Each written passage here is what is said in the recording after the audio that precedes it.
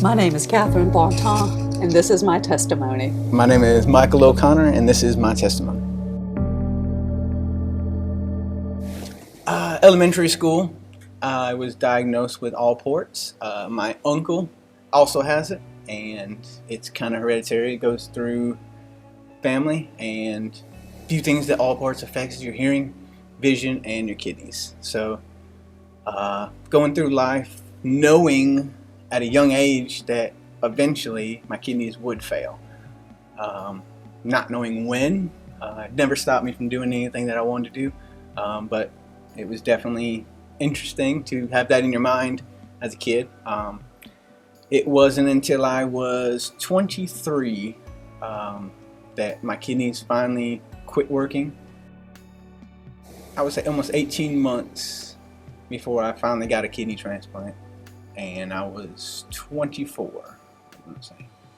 And that kidney worked absolutely wonderful. Day one, like it's on the operating table, they said my kidney started working immediately, which is absolutely amazing. And that lasted for roughly, I would say, 9 years maybe. And then it started to get into the rejection mode. We went to a visit and they said there's no chance for this kidney to function again.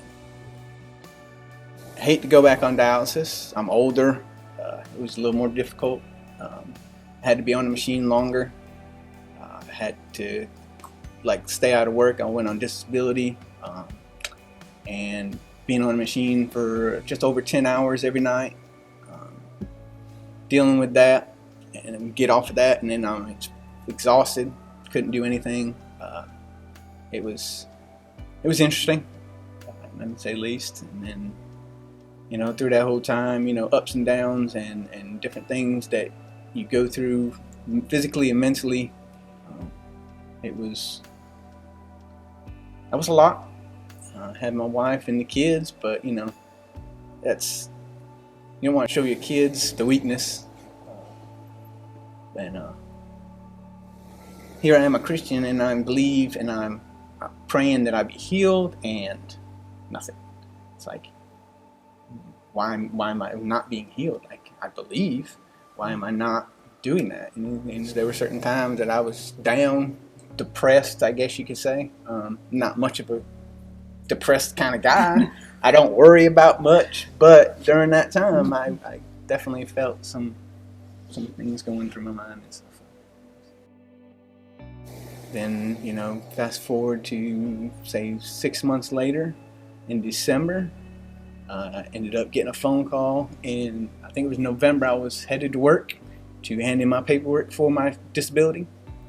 And a lady called me and said, "We have found a kidney for you." I did not know Michael O'Connor. I'd been going to church here maybe 3 years, maybe 4 years. Did not know Michael. I was much more familiar with Valerie and the girls serving in the nursery, and so I knew Alyssa and Chloe, and heard through the church and through just prayer requests and everything that Michael was having to go back on dialysis and kidney failure. And I remember telling Valerie, if there's anything I can do, please let me know. And by anything I can do, I meant a casserole, a babysitting girls, something like that, okay? Let's just be clear here.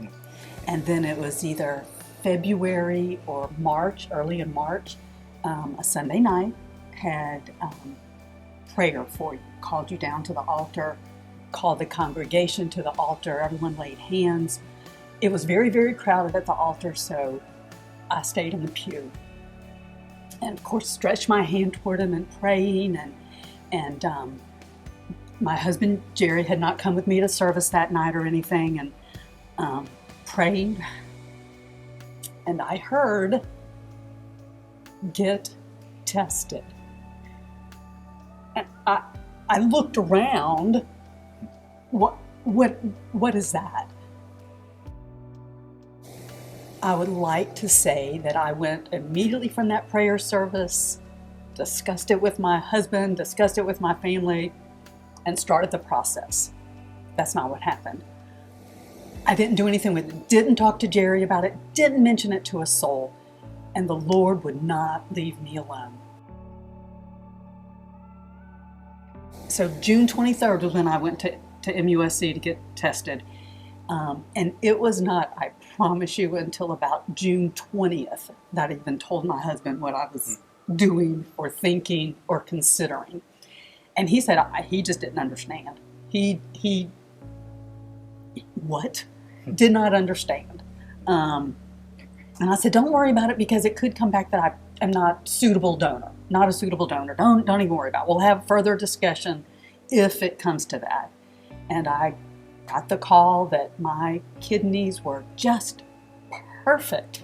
And if I would really consider this, it would be physically I was a fine. The kidney was just wonderful. Well, we were not a match. My kidney did not match what Michael needed, but MUSC has what they call the exchange program.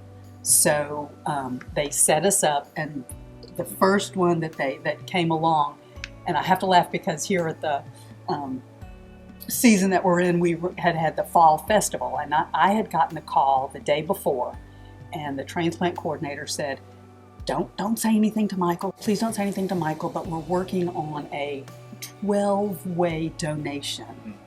And and we would like to set it up for November.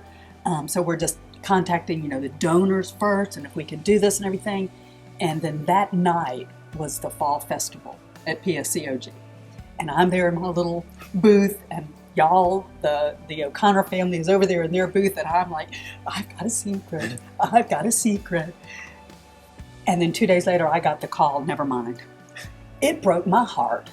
And I just thought, oh, and she said, but we're going to keep trying.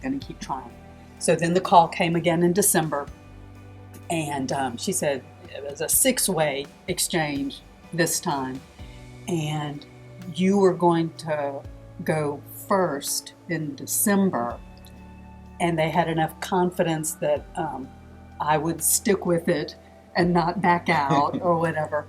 And so I donated in January. And absolutely zero problem with the operation, zero problem with recovery. The good Lord has just taken care of me. Like, just hearing that story, like how that worked, I had no idea about that. Just a relief. I don't know, like, just to know that you still wanted to give. It showed like how much that was, to me, that was amazing. Just that you don't even really know me, but you still wanted to donate to me on my behalf anyway. Like, it was good. Like, one thing that I know during some of my low points was in my mind was, am I okay with dying? Not making it out of this situation.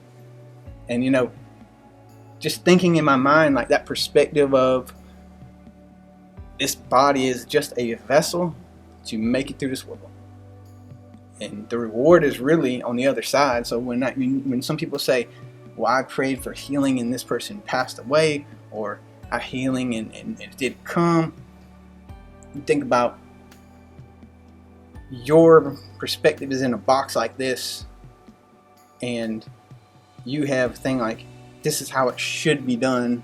I was like, reading the Bible, everyone's healed instantly and doing miracles and all this stuff. And I was like, that was my box. I was like, this is what it needs to be. And when it wasn't, it was like, that's when I think I started to question my faith and everything. Like, all these people got healed instantly, and here I am still on dialysis doing whatever I need to do. I'm like, what am I doing wrong? But really, this isn't the end. I mean, he's just preserving me here. But really, a complete healing is only going to happen when I get to heaven. Full body. It's going to be renewed. And just thinking of it in that term, instead of emphasizing so much on everything here. You need to be focused more on eternal things, and just be able to witness the people here so that they can be a part of that as well. Sometimes we are on the receiving end, and sometimes we are on the giving end. And sometimes when we give, it goes maybe to this one individual, but the ripples from that, we don't know who it is that we're going to impact. And so while my kidney went to this gentleman in New York, the ripple in his family, my testimony to my family, the impact on your life and your family. So when we give, whatever it is, we just don't know the impact. So keep giving. And when you think it's impossible, go ahead and give anyway.